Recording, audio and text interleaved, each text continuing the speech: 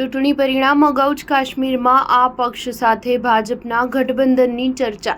જમ્મુ કાશ્મીરમાં વિધાનસભા ચૂંટણીના પરિણામો આવે તે અગાઉ જ રાજકીય પક્ષોના ગઠબંધનની ચર્ચાએ જોર પકડ્યું છે। આ મુદ્દે નેશનલ કોન્ફરન્સે નિવેદન આપતા અમુક રાજકારણીઓ ચિંતિત બન્યા છે। નેશનલ કોન્ફરન્સે બેકડોર ઇન્ડિયા ગઠબંધનની બહાર એક અલગ ગઠબંધનની ચર્ચાઓને નકારી છે। નેશનલ કોન્ફરન્સે જણાવ્યું છે કે અમે જનતાને અપીલ કરીએ છીએ કે અમારા માટે કરવામાં આવેલા આવા ખોટા દાવાઓ પર વિશ્વાસ ન કરો। અમે આવી અફવાઓને ફગાવીએ છીએ અને લોકોને અપીલ કરીએ છીએ કે આવી ચર્ચાઓ પર વિશ્વાસ ન કરો। અમે ઇન્ડિયાથી અલગ ગઠબંધન કરવાની કોઈ યોજના ધરાવતા નથી। શ્રીનગરના પૂર્વ મેયર જુનેદ અઝીમ મટ્ટુએ સોશિયલ મીડિયા એક્સ પર પોસ્ટ મૂકી દાવો કર્યો હતો કે ફારૂક અબ્દુલ્લા પહેલગામમાં ભાજપના પ્રતિનિધિને એક નહીં પરંતુ 2 વાર મળ્યા છે। અંતે પહેલગામમાં બંને વચ્ચે કઈ સમજૂતી અંગે ચર્ચા થઈ છે। નેશનલ કોન્ફરન્સે ભાજપ વિશે કહ્યું હતું કે તમામ બાબતોનું શું।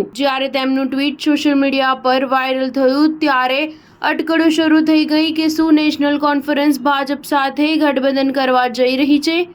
મટ્ટુ પહેલા અનેક લોકોએ અટકળો લગાવી હતી કે જો ભાજપ એનસી અને કોઈપણ પક્ષને પૂર્ણ બહુમત ન મળ્યો તો ગઠબંધનમાં મોટો ફેરફાર આવી શકે છે। આ સ્થિતિમાં વિરોધી ભાજપ અને નેશનલ કોન્ફરન્સ ભેગા થઈ શકે છે। મટ્ટુના ટ્વીટ પર એક યુઝરે લખ્યું હતું કે આ અફવા છે કે તેમાં કંઈક તથ્ય છે, જેનો જવાબ આપતા મટ્ટુએ કહ્યું કે અફવા પહેલગામમાં ફારૂક અબ્દુલ્લા એકલા ભાજપના લોકો સાથે વાત કરી રહ્યા છે। હવે તેનો જવાબ નેશનલ કોન્ફરન્સને આપવા દો। બાદમાં હું કઈ જગ્યાએ, કયા સ્થળે અને શું વાત થઈ હતી તેની માહિતી રજૂ કરીશ। સ્ટાર ન્યૂઝ 7 હંમેશા સચ્ચાઈની સાથે।